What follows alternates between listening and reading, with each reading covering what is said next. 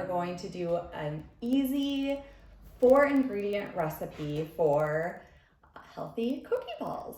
So I have 2 mashed bananas in this bowl, which I've already pre-mashed before the video.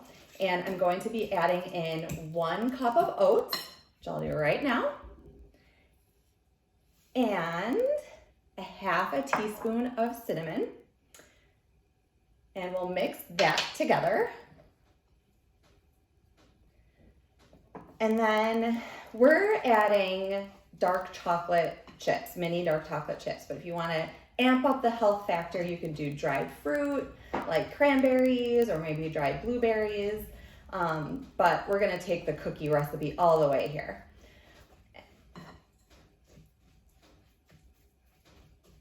All right, so the bananas that you want to use need to be pretty ripe so that they're easy to be mashed.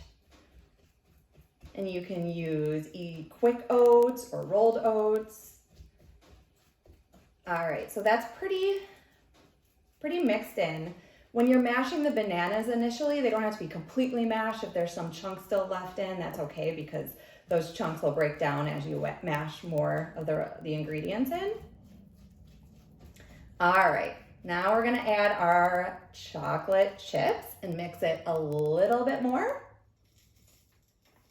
If the mixture gets watery for any reason, you can add a couple more teaspoons of oats, but mine is actually staying pretty chunky, probably because my bananas weren't quite as ripe as I wanted them to be. You want them to be like kind of brown, not overly brown, but pretty brown, at least over halfway brown. All right.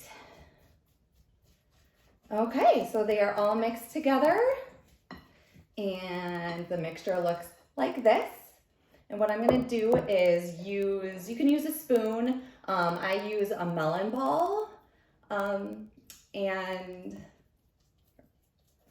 scoop out little chunks of the mixture. You wanna put it on a lined cookie sheet, so you can either line it with butter or coconut oil. And this should get you a pretty good amount of cookie balls. I would say probably around 15 or so. And once you have them all scooped out, keep them about 1 inch or so away from each other. They don't really plump up like cookie dough or anything like that, so you don't need them too far. You want to, and I forgot to say this, but you want to preheat the oven to 350 degrees and also wash your hands before you start mixing all the ingredients and you know, doing all the good stuff, doing all the prep. Preheat the oven to 350 degrees. We'll stick this in the oven and cook for about 15 to 20 minutes. So set a timer for about 15 minutes and keep checking on it. And once they look like they're done, bring them out to cool and bon appetit.